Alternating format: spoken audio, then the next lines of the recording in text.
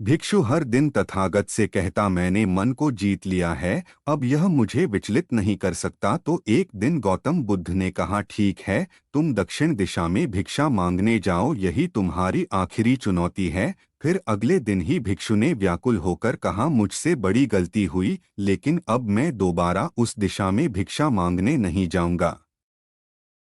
यह कहानी शुरू होती है जब एक बड़े प्रदेश का राजकुमार अपना राजमहल सब कुछ त्याग कर बौद्ध संघ में शामिल हुआ। शुरुआती दिनों में नए भिक्षु ध्यान करना सीखते, इसके साथ साथ गौतम बुद्ध उन्हें भिक्षा मांगने भेजते ताकि भिक्षुओं का अहम कमजोर हो और उनका व्यवहार विनम्र हो जाए। संघ में आने के कुछ समय पश्चात राजकुमार भी भिक्षाटन पर जाने लगा। शुरू शुरू में सब ठीक था, लेकिन कुछ ही दिनों में घटना घटी जिस कारण राजकुमार विचलित हो गया और उसने भिक्षाटन पर जाने से मना कर दिया। भिक्षाटन का नियम था कि भिक्षु केवल 2 घरों में भिक्षा मांगते और नहीं मिलती तो आश्रम वापस आकर जल ग्रहण करते। एक बार राजकुमार भिक्षु नगर में भिक्षा मांगने निकला और दुस्सहयोग से भिक्षा नहीं मिली। शुरू में राजकुमार भिक्षु को निराशा हुई, लेकिन कुछ ही पलों में उसका मन शांत हो गया, जैसे कुछ हुआ ही ना हो। बिना प्रयास के आज भिक्षु बड़ा प्रसन्न था। उसने लौटकर गौतम बुद्ध से कहा, आज मुझे भिक्षा प्राप्त नहीं हुई, लेकिन मेरा मन शांत है। ना किसी विचार ने मुझे परेशान किया। गौतम बुद्ध भिक्षु की सारी भावनाएं समझ रहे थे। तथागत ने कहा, अच्छी बात है, अब तुम कल महल की तरफ भिक्षा मांगने जाना। भिक्षु ने आज्ञा का पालन किया और अगले दिन भिक्षा मांगने निकल गया। कुछ देर बाद जब भिक्षु महल के आगे से गुजरा तो उसे अपना महल याद आ गया कि कैसे वह ऐशो आराम का जीवन जीता था। भिक्षु ने सोचा, महल में खाने को स्वादिष्ट पकवान मिलते और सेवा करने को कई नौकर होते और सभी प्रकार के सुख मिलते। ऐसा सोचते सोचते भिक्षु के मन में इच्छा हुई कि आज बढ़िया भोजन मिल जाए। तभी भिक्षु सचेत हो गया कि यह सब अतीत की स्मृतियां हैं और मैं केवल इन्हें देख रहा हूँ। पुरानी यादों के ताज़ा होने से मन में कुछ इच्छाएं प्रकट हो रही हैं, यह भी मैं केवल देख रहा हूँ। अगर मैं इन शारीरिक इच्छाओं को पूरी करने की लालसा रखूं तो मैं मन की शांत और यह जागृत अवस्था खो दूंगा। भिक्षु ने महसूस किया कि जब जब हम स्वयं को 2 कदम आगे ले जाते हैं, चेतना का स्तर ऊपर उठाते हैं, तब तब मन इस प्रकार के खेल खेलता है। जब हम मन को शांत करने लगते हैं तब मन हमें बेचैन करने की पूरी कोशिश करता है। भिक्षु यह सोचकर बहुत खुश हुआ क्योंकि आज उसने आत्मचिंतन से मन के बारे में गहरी समझ और सूक्ष्म दृष्टि प्राप्त कर ली। भिक्षु ने आश्रम आकर गौतम बुद्ध को सारी बात बताई और कहा, तथागत, आज मुझे आपकी कृपा से सूक्ष्म दृष्टि प्राप्त हुई। मन हमें बार बार इच्छाओं में उलझाना चाहता है।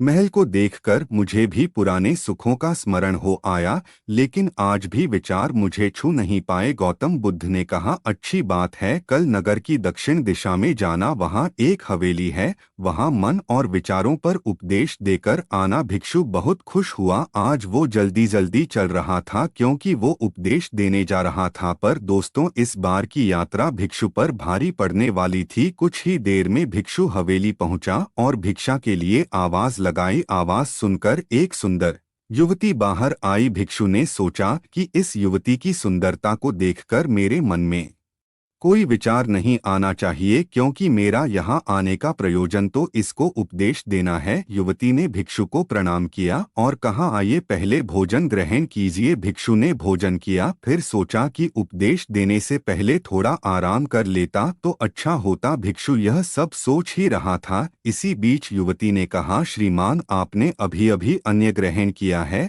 अब थोड़ा आराम कर लीजिए, फिर उपदेश शुरू करना। यह सुनते ही भिक्षु सतर्क हो गया। जो योजना वह मन में बना रहा था, यह महिला वह सब बिन बताए करती जा रही थी। भिक्षु ने सोचा, यह सब संयोग है, यहाँ लोग भोजन के बाद आराम करते होंगे। फिर भिक्षु आराम करने लेट गया और विचार करने लगा कि महिला कितनी समझदार है और इसकी सुंदरता बेजोड़ है। अगर मैं राजकुमार होता तो ऐसी ही स्त्री के साथ विवाह करता। भिक्षु के मन में ऐसे ही कुछ विचार चल रहे थे। इतने में युवती फिर से आई और बोली, अगर आप राजकुमार होते तो मुझे उपदेश कैसे रते? भिक्षु जी, आप तो मुझे उपदेश देने आए थे ना।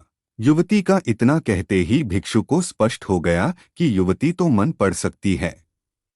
भिक्षु घबरा गया और हाथ जोड़कर पूछा, क्या आप मेरा मन पढ़ सकती हैं? युवती ने कहा, क्षमा कीजिए, ध्यान करते करते मेरा मन शांत हो गया है, इसलिए बड़ी आसानी से मुझे दूसरों के विचार अपने आप महसूस हो जाते हैं, उनकी भावनाएं समझ आ जाती हैं। जब भिक्षु ने सुना तो उसके पैरों तले जमीन सरक गई। फिर बिना कुछ बोले भिक्षु तत्काल आश्रम की ओर चल पड़ा। रास्ते में चलते हुए भिक्षु का दिमाग फटा जा रहा था, उसकी बेचैनी बढ़ गई थी।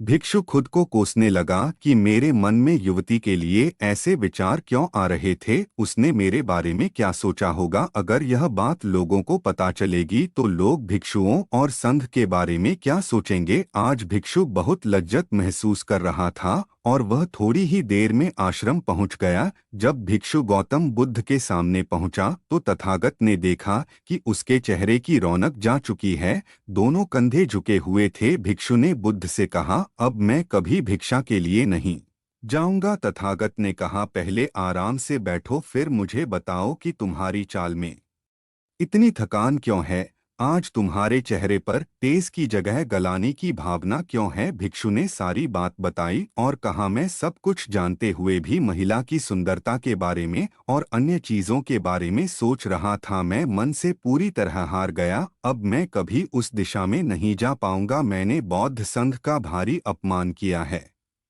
गौतम बुद्ध ने कहा, सबसे पहली बात, परेशानी को बढ़ा चढ़ाकर मत सोचो। अगर कुछ बुरा हो जाए तो एकदम से यह मत सोचो कि सब खत्म हो गया। बिना सोचे निष्कर्ष पर मत जाओ। दूसरी बात, ध्यान दो कि कहीं तुम नकारात्मक विचारों के साथ अतिशयोक्ति करने वाले शब्दों का प्रयोग तो नहीं कर रहे, जैसे मैं हमेशा हारता हूँ, जीवन में कुछ नहीं बचा, मैं मन से पूरी तरह हार गया, मेरे साथ कोई नहीं है।